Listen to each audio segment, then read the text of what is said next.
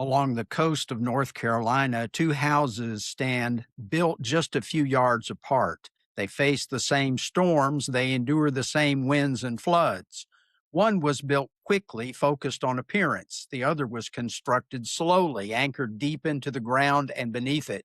When hurricanes come, as they do, one must be rebuilt repeatedly. The other still stands. Foundations matter, not because storms might come, but because they will. And that truth applies not only to homes, but to nations. Greetings, Patriots. I'm Perry Green. This is God in America, where we reconnect God and America by telling of His hand in our history.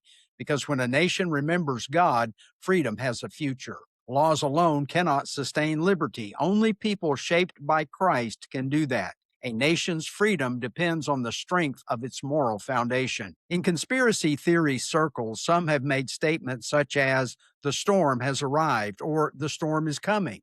Well, America's in a storm. Marxism is spreading like a malignancy. The question is, will we stand? We must return to our foundations. Jesus said in Matthew 7, verses 24 to 27, everyone who hears these words of mine and puts them into practice is like a wise man who built his house on the rock. But everyone who hears these words of mine and does not put them into practice is like a foolish man who built his house on the sand. The storm reveals a building's foundation. The question for America is not whether storms will come or not, but whether what we built rests on rock or sand. From the beginning, we endured the storm.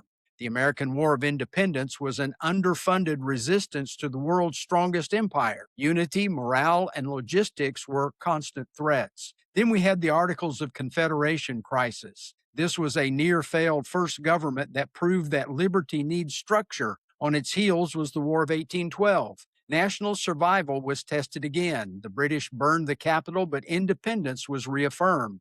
Then, in rapid succession, we dealt with the war between the states, World War I, the Great Depression, World War II, the Cold War, civil rights unrest, the protests surrounding Vietnam, COVID, and the misinformation of the mainstream media. What the storm revealed was the survival of our nation required durable institutions, not passion alone. The American founders rejected an established church and compulsory religion, but they accepted Christianity as the moral framework necessary for liberty. They believed freedom required virtue and virtue required religion, specifically the biblical moral worldview shared by the Christian people then, not Islam, Judaism, or religion in general. John Adams stated it plainly. Our Constitution was made only for a moral and religious people. It is wholly inadequate to the government of any other. This was not a call for government-controlled faith, but a recognition that self-government collapses without self-restraint. To the founders, religious people were Christians. George Washington echoed the same truth in his farewell address. He said, of all the dispositions and habits which lead to political prosperity, religion and morality are indispensable supports. Washington understood that we cannot sustain liberty by force. A free society depends on citizens who choose to govern themselves. And for the founders, Christianity supplied that moral blueprint. Samuel Adams wrote, the Christian religion is the best and greatest security of civil liberty. He understood that it does not coerce, but it forms conscience. James Madison argued that religion must be free from government control to remain genuine.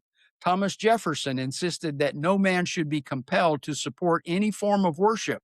They separated church from state control, but not faith expressed in public life.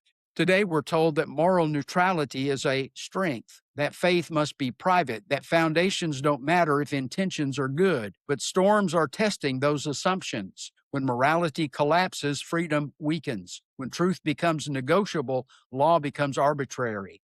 Jesus warned us that sand does not hold, no matter how sincere the builder. Patriots, as imperfect as we are, America's foundation was rooted in faith, restrained by conscience, and aimed toward ordered liberty. Storms will come. They always do. The future depends on whether we remember what holds and what does not. Christians must step up to lead the nation back to God and His foundations for the republic.